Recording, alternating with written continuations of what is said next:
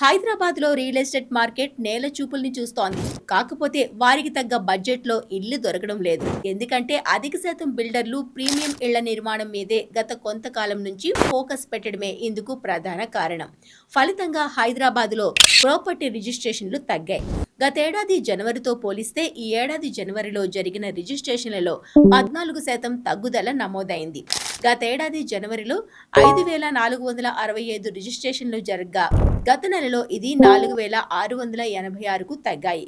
ఈ మేరకు వివరాలను నైట్ ఫ్రాంక్ ఇండియా తన తాజా నివేదికలో వెల్లడించింది. ₹1,00,00,000 కంటే ఎక్కువ ధర ఉన్న ఇళ్ల రిజిస్ట్రేషన్లు సైతం 17% తగ్గి 684 యూనిట్లకు చేరుకున్నాయని తెలిపింది.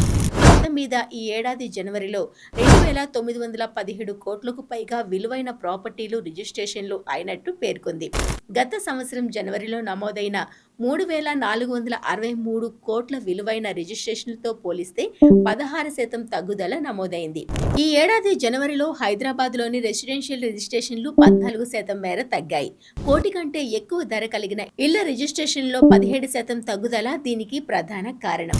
2025 వరకు ఈ విభాగం వృద్ధి బాటలో పయనించింది.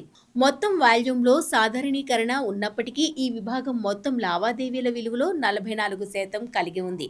అలాగే మొత్తం రిజిస్ట్రేషన్లో 15% వాటాతో ఉంది. ఇది మార్కెట్లో అధిక విలువ ఇళ్ల డిమాండ్ను ప్రతిబింబిస్తుంది అని Knight Frank India chairman managing director Shishir Baijal పేర్కొన్నారు. హైదరాబాద్ లో తగ్గిన ఇళ్ల రిజిస్ట్రేషన్లు గతేడాది జనవరి కంటే ఈ ఏడాది జనవరిలో 14% తగ్గుదల. కోటి కంటే ఎక్కువ ధర ఉన్న యూనిట్లలో 17% క్షీణత. నైట్ ఫ్రాంక్ ఇండియా నివేదిక వెల్లడి. నివేదిక ప్రకారం కోటి కంటే ఎక్కువ ధర కలిగిన ఇళ్ల రిజిస్ట్రేషన్లు గతేడాది జనవరిలో 823 జరగ్గా ఈ ఏడాది జనవరిలో అవి 684కి తగ్గాయి. అంటే 17% తగ్గుదల కనిపించింది. హైదరాబాద్ లో చాలా రిజిస్టర్ ఆస్తులు 1000 నుంచి 2000 చదరపడుగుల మధ్య ఉన్నాయి. ఇది మొత్తం రిజిస్ట్రేషన్లో 65%. 2025లో జరిగిన లావాదేవీల్లో 2000 చదరపడుగుల కంటే ఎక్కువ విస్తీర్ణంలో ఉన్న యూనిట్లు 14% ఉన్నాయి అని నివేదిక పేర్కొంది.